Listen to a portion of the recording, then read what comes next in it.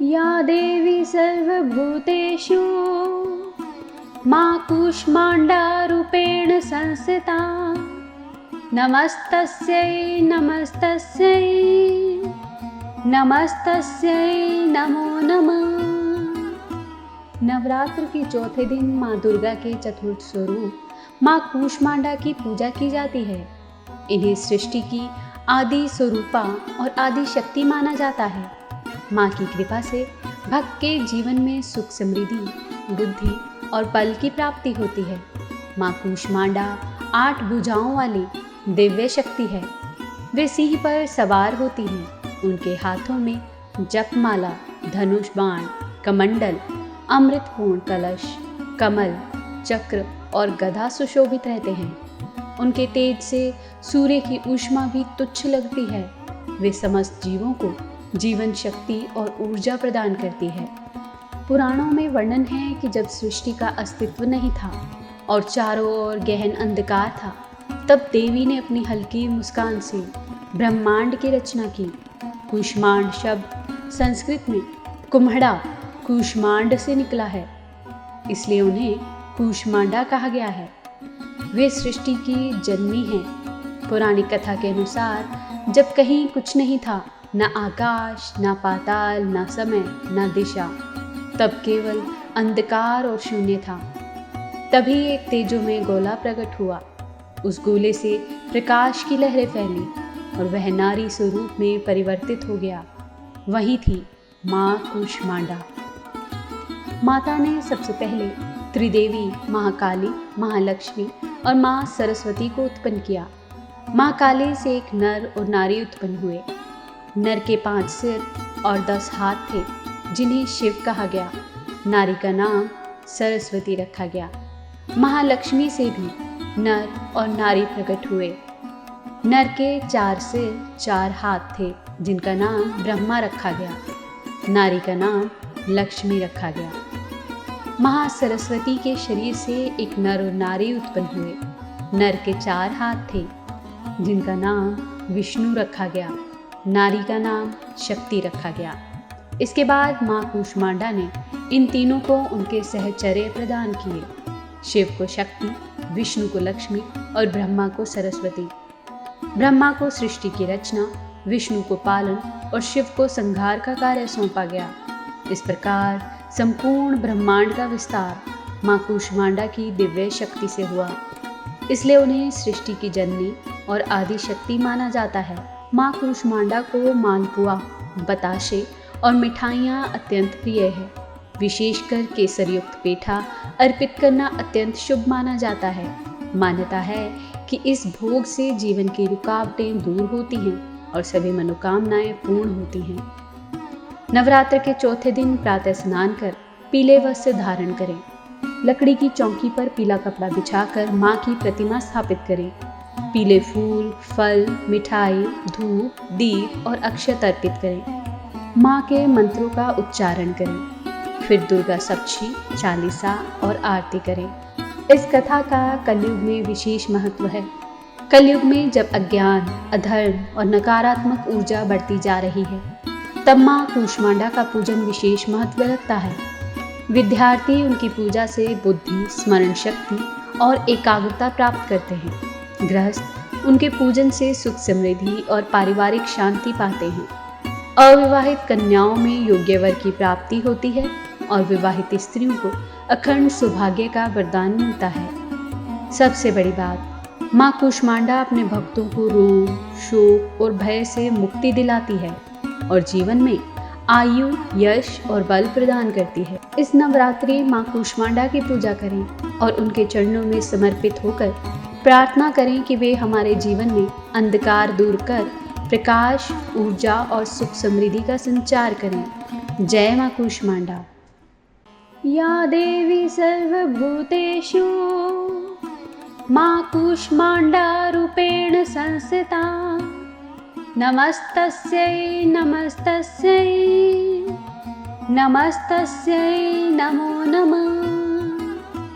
नवरात्र के चौथे दिन माँ दुर्गा के चतुर्थ स्वरूप माँ कूष्मांडा की पूजा की जाती है। इन्हें सृष्टि की आदि स्वरूपा और आदि शक्ति माना जाता है। माँ की कृपा से भक्त के जीवन में सुख, समृद्धि, बुद्धि और बल की प्राप्ति होती है। माँ कूष्मांडा 8 भुजाओं वाली दिव्य शक्ति है। वे सिंह पर सवार होती हैं। उनके हाथों में जपमाला, धनुष बाण, कमंडल, अमृतपूर्ण कलश, कमल, चक्र और गदा सुशोभित रहते हैं। उनके तेज से सूर्य की ऊष्मा भी तुच्छ लगती है। वे समस्त जीवों को जीवन शक्ति और ऊर्जा प्रदान करती है। पुराणों में वर्णन है कि जब सृष्टि का अस्तित्व नहीं था और चारों ओर गहन अंधकार था, तब देवी ने अपनी हल्की मुस्कान से ब्रह्मांड की रचना की। कूष्मांड शब्द संस्कृत में कुम्हड़ा कूष्मांड से निकला है, इसलिए उन्हें कूष्मांडा कहा गया है। वे सृष्टि की जननी हैं। पौराणिक कथा के अनुसार जब कहीं कुछ नहीं था, न आकाश, न पाताल, न समय, न दिशा, तब केवल अंधकार और शून्य था। तभी एक तेजोमय गोला प्रकट हुआ। उस गोले से प्रकाश की लहरें फैली और वह नारी स्वरूप में परिवर्तित हो गया। वही थी माँ कूष्मांडा। माता ने सबसे पहले त्रिदेवी महाकाली, महालक्ष्मी और माँ सरस्वती को उत्पन्न किया। माँ काली से एक नर और नारी उत्पन्न हुए। नर के 5 सिर और 10 हाथ थे, जिन्हें शिव कहा गया। नारी का नाम सरस्वती रखा गया। महालक्ष्मी से भी नर और नारी प्रकट हुए। नर के 4 सिर 4 हाथ थे, जिनका नाम ब्रह्मा रखा गया। नारी का नाम लक्ष्मी रखा गया। महासरस्वती के शरीर से एक नर और नारी उत्पन्न हुए। नर के 4 हाथ थे, जिनका नाम विष्णु रखा गया। नारी का नाम शक्ति रखा गया। इसके बाद माँ कूष्मांडा ने इन तीनों को उनके सहचर्य प्रदान किए। शिव को शक्ति, विष्णु को लक्ष्मी और ब्रह्मा को सरस्वती। ब्रह्मा को सृष्टि की रचना, विष्णु को पालन और शिव को संहार का कार्य सौंपा गया। इस प्रकार संपूर्ण ब्रह्मांड का विस्तार माँ कूष्मांडा की दिव्य शक्ति से हुआ। इसलिए उन्हें सृष्टि की जननी और आदि शक्ति माना जाता है। माँ कूष्मांडा को मालपुआ, बताशे और मिठाइयाँ अत्यंत प्रिय है। विशेषकर केसर युक्त पेठा अर्पित करना अत्यंत शुभ माना जाता है। मान्यता है कि इस भोग से जीवन की रुकावटें दूर होती हैं और सभी मनोकामनाएं पूर्ण होती हैं। नवरात्र के चौथे दिन प्रातः स्नान कर पीले वस्त्र धारण करें। लकड़ी की चौकी पर पीला कपड़ा बिछाकर माँ की प्रतिमा स्थापित करें।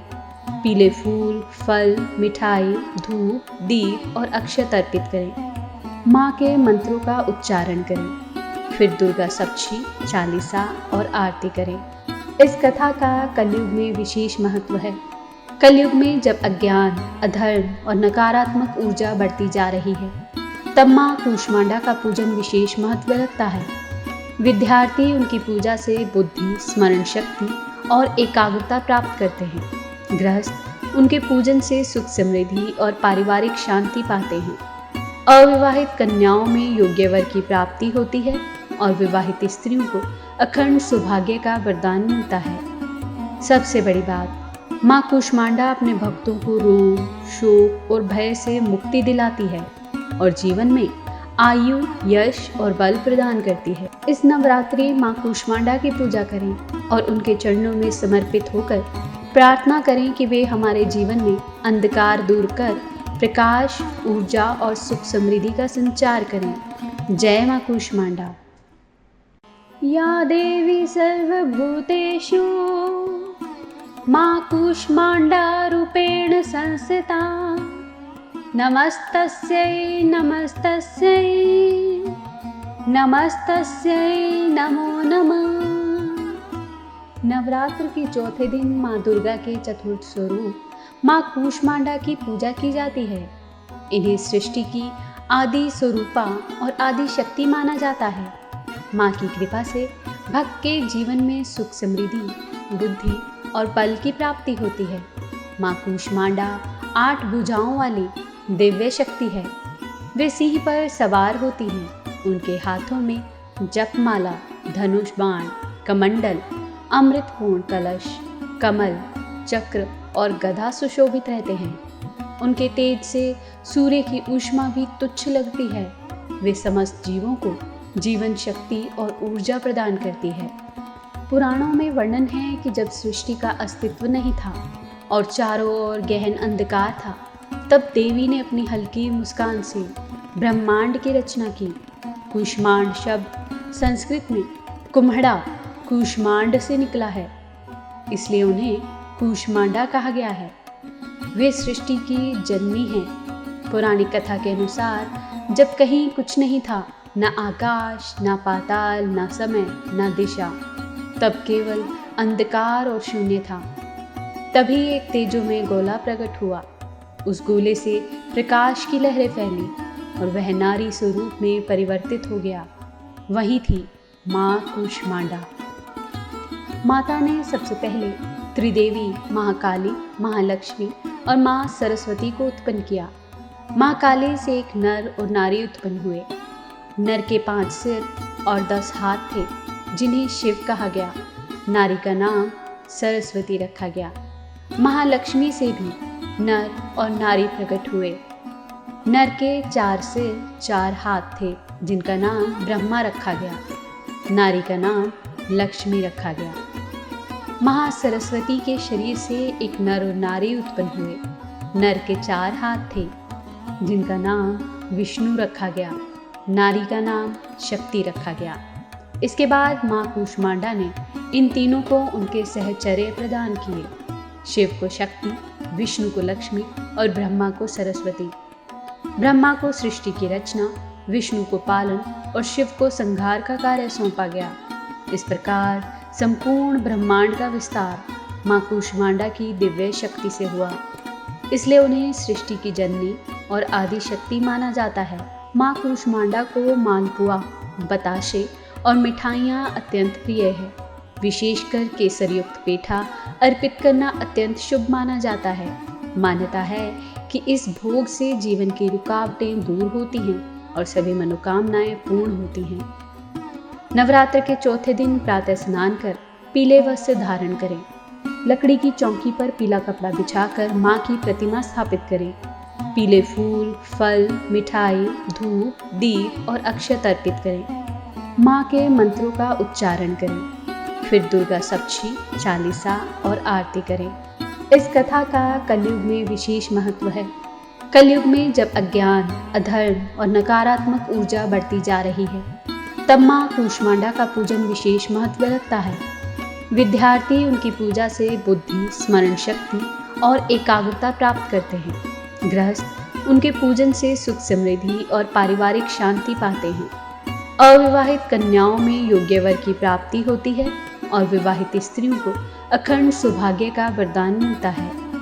सबसे बड़ी बात, माँ कूष्मांडा अपने भक्तों को रोग, शोक और भय से मुक्ति दिलाती है और जीवन में आयु, यश और बल प्रदान करती है। इस नवरात्रि माँ कूष्मांडा की पूजा करें और उनके चरणों में समर्पित होकर प्रार्थना करें कि वे हमारे जीवन में अंधकार दूर कर प्रकाश, ऊर्जा और सुख समृद्धि का संचार करें। जय माँ कूष्मांडा।